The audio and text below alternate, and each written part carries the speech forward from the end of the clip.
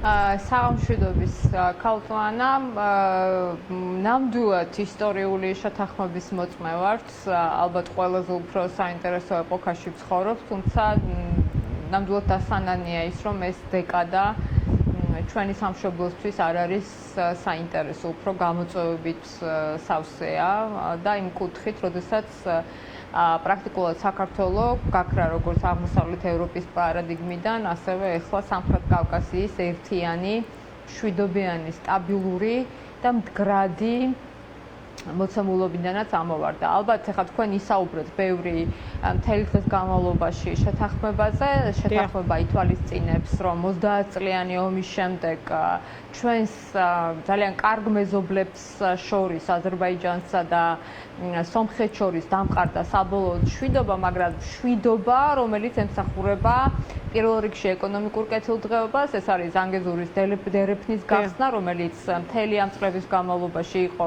ბლოკირებული, ჩაკეტილი და ეს დერეფანი უკვე დააკავშირებს ამ ორ სახელმწიფოს და რა თქმა უნდა აზერბაიჯანს თურქეთთან და როგორც 99 წლიანი, ანუ პრაქტიკულად 100 წლიანი იჯარა ამერიკის შეერთებული შტატების მიერ აღებული ამ დერეფნის სამართავად ნიშნავს იმას, რომ ეს იქნება პრაქტიკულად ეკონომიკურ, ასე ვთქვათ, მიმოსვლაზე, ტრანსპორტირებაზე, იქ სხვადასხვა გარდიანი წერდა, რომ იქნება ძალიან სერიოზული სხვადასხვა სატრანსპორტო საშუალებები განვითარებული და ასევე ეს იქნება ოპტიკური ბოჭკოვანი კაბელებისთვის ერთ-ერთი ყველაზე მნიშვნელოვანი დერეფანი. ანუ პრაქტიკულად ეკონომიკურმა კეთილდღეობამ, რომელსაც რა თქმა უნდა ამერიკის შეერთებული შტატების შემოსვლა რეგიონში გაცილებით უფრო ფართომასშტაბით მოჰყვება ეს თქვათ ეკონომიკური კეთილდღეობა, თუმცა აქ ამერიკის შეერთებული შტატები ამ განვითარებაში არ დახარჯავს კაპიტალს. აქ საუბარია კერძო კომპანიებზე, რომლებიც არერთმა კომპანიამ უკვე გამოთქვა სურვილი, რომ ამერიკული კომპანიების კერძო ინვესტიციები ესა და არა მხოლოდ ამერიკული, არამედ ევროპული კერძო კომპანიების ინვესტიციები ეს ნიშნავს ძალიან მნიშვნელოვან სტაბილურობას და უსაფრთხოებას.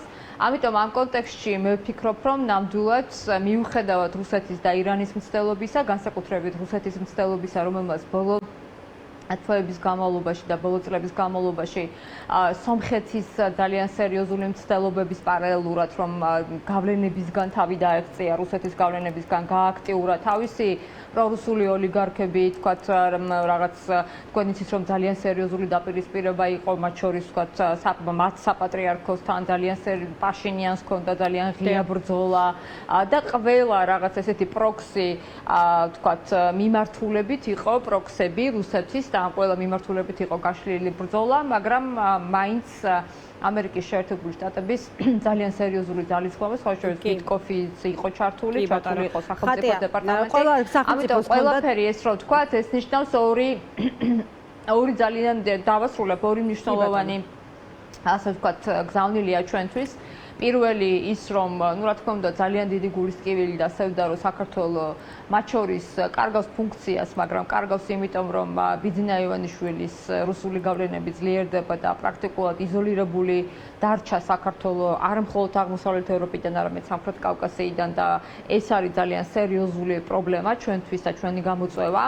რეგიონში ამერიკის შეერთებული შტატების შემოსვლა ეს არის ძალიან მნიშვნელოვანი გრძელვადიანი სტაბილურობის და მშვიდობისთვის და მესამე რა თქმა უნდა ყველაზე ალბათ მნიშვნელოვანი რუსული გავლენების შემცირება, რაც გულისხმობს იმას, რომ დასუსტებულ რუსეთს ნამდვილად სერიოზული, ასე ვთქვათ, გამოწვევა გადაუგდო ამერიკის შეერთებულმა შტატებმა, პრეზიდენტმა ტრამპმა, თურქეთმა და აი ამ შემთხვევაში შეიკრა ზუსტად ეს სამკუთხედი, უფრო სწორად რაღაცნაირად ოთხკუთხედი და მე ვფიქრობ, რომ ეს არის ერთ-ერთი ისტორიული სამშვიდობო შეთანხმება. ამ დროს ძალას კარგავს ქართული ოცნების, ანუ ქოცების ყველანაირი აი ამაზე მინდოდა ზუსტად მეკითხა, ომთან დაკავშირებული ომი დაიწყო ან ომის მოსურნეები, ან რომ ეხაც აქტუალურია ეს ჩართვის თემა და ასე შემდეგ. ხო მით უმეტეს დიფსტეიტთან დამარცხებულად არის გამოცხადებული ტრამპი. ამაზე რა შეგიძლია ხატია, რომ თქვა, აი ეხლა სწორი სტრატეგია რა უნდა იყოს ყველას მხრიდან იმ აქტორების, რომელთა ვალია ხო აქ ბევრი ადამიანი გულისხმება, ეს მედია იქნება საზოგადოებისთვის აქტიური ადამიანი, რომ ებრძოლოს აი ამ ცრუ ნარატივებს და პროპაგანდისტულ გზავნილებს. ხო, აი ეს რაც მოხდა არის თუ არა პასუხი მათ შორის იმ მრავალ საკითხზე, რასაც ტირაჟირებდა არაერთი თქვათ პროპაგანდისტული საშუალება მათ შორის.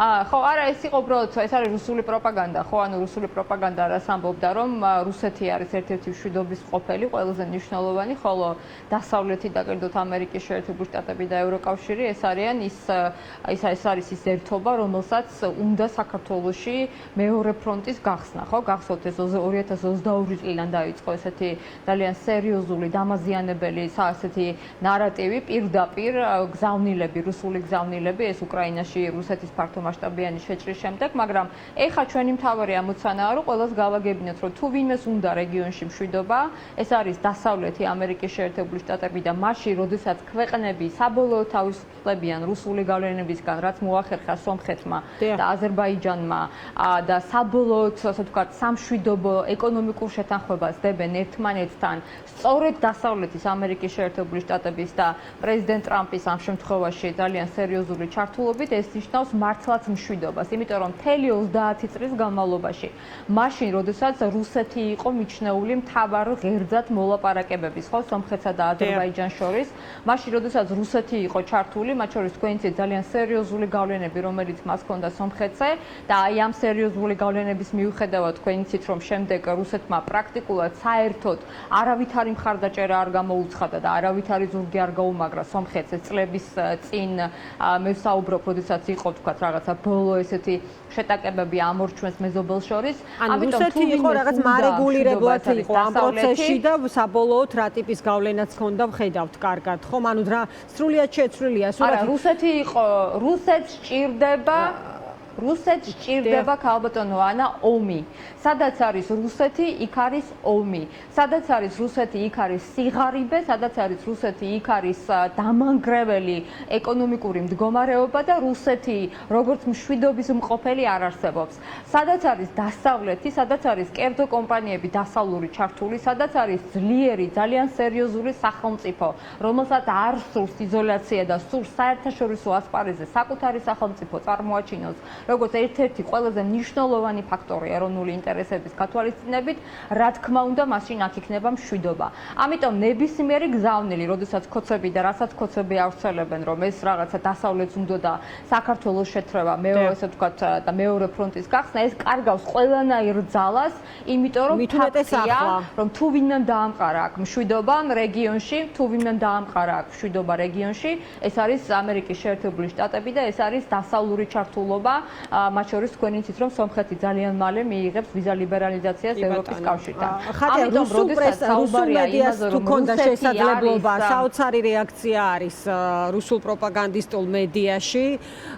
აი არ ვიცი, რამდენიმე ადამიანმა გააზიარა კიდეც, ხო, აი პაშინიანთან დაკავშირებით რას წერენ, რისთვის არის განწირული სომხეთი, მაგრამ რაღაც მაინც ხელჩაქნეულად მოჩანს რამდენიმე ისეთი წამყვანი პროპაგანდისტი ამ პროცესში. ანუ მოკლედ აი რაღაც გაძვრა სომხეთი, ხო? ესე გამოდის. აი ამ 99 წლიანი შეთანხმების დადებით დიამეტრალურად იცვლება ვითარება სამხრეთ კავკასიაში და აი ისევ ჩვენზე მინდა კითხოთ ბოლოს, ხატია, საქართველოს ფაქტორზე მინდა ხაზი გაუსვა, იმ ყველას ჰქონდა თავისი გზა, ასევე ამის თქმა მინდა ამ პროცესში. აზერბაიჯანი თავისი გზით მივიდა ამ ვითარებამდე, სომხეთს ჰქონდა თავის გზა, ვიცით რაც ხდებოდა ამ ორ ქვეყანას შორის და აი საქართველოსზე რა შეგვიძლია რომ ვთქვათ ახლა. და აი საგარეოს და კობახიძის გამოხმაურება რისი მთქმელია ამ კუთხით თქვენთვის? როგორ ფიქრობთ, აი რა ტიპის შეფასებაა ეს მათი მხრიდან? პირველი თქვენი შეკითხვის ნაწილი რაც ეხებოდა იმას, რომ როგორია რუსი პროპაგანდისტების და რუსეთის დამოკიდებულება. რა თქმა უნდა, რუსეთი არის დასუსტებული მათ შორის უკრაინაში ომით, დასუსტებული იმით, რომ მისი ეკონომიკა ძალიან სერიოზულად ზიანდება. ეხლა მე არ ვამბობ, რომ შეიძლება რაღაცა ხვალ დაასრულოს ომი, იმიტომ თუმცა ცდილობები აქეთ მიდის და მიუხედავად იმისა, რომ მრავალი განცხადებები და მრავალი ინფორმაცია და ბევრი ინფორმაცია გამოდის, ვთქვათ, ალიასკაზე, პუტინისა და ტრამპის შეხვედრის, ასე ვთქვათ, შესახებ ჯერჯერობით და იქ თქვათ რაღაც მოლაპარაკებების თაობაზე ჯერჯერობით არავინ არ იცის როგორ დასრულდება ეს მოლაპარაკებები, მაგრამ პროპაგანდისტების გზავნილი არის ერთი, მუქარა, რა თქმა უნდა, სომხეთის მიმართ და სომხეთმა ეს მოახერხა მხოლოდ და მხოლოდ იმით, რომ დაუძრვა, დაუსხლტა რუსულ გავლენებს და დაუსხლტა იმიტომ, რომ რუსულმა გავლენებმა სომხეთში მოიტანა მხოლოდ და მხოლოდ სიღარიბე, ეკონომიკური განუვითარებლობა და წარმოუდგენლად ძალიან მძიმე იზოლაცია. ძალიან მძიმე იზოლაცია, რაც იყო ერთ-ერთი ყველაზე მნიშვნელოვანი მათ შორის, აი თქვათ, პაშინიანის შემდეგ უკვე რიტორიკაში, ხო? ანუ, როდესაც საუბრობენ იმაზე, რომ როგორ მივიდა, ვინ როგორ მივიდა, რა გზით მივიდა, ეხლა რამოდენიმე კომენტარი შემხვდა მე სოციალურ ქსელში, რომ ყველა თავისი გზით მივიდა. ნებისმიერ შემთხვევაში, ნებისმიერი სახელმწიფოს გზა, კი, ნებისმიერი სახელმწიფოს გზა, რომელიც არის პატარა სახელმწიფო მნიშვნელოვან რეგიონში და რა თქმა უნდა მე აქ გულისხმობ საქართველოს, ეს არის საერთაშორისო პარტნიორების ჩართულობით, ეს არის არაიზოლაციით, აზერბაიჯანის და თურქეთის კავშირი ძალიან ისეთი თქვათ უკვე მრავლისმხმელია და ძალიან მნიშვნელოვანია, მაგრამ სომხეთმა მოახერხა ის, რომ საკუთარი მოსახლეობა პირველ რიგში პაშინიანმა დაარწმუნა იმაში, რომ ნამდვილად რუსეთთან დაკავშირება სომხეთის ეს იყო მხოლოდ და მხოლოდ ძალიან სერიოზული პრობლემა. დიდი მადლობა.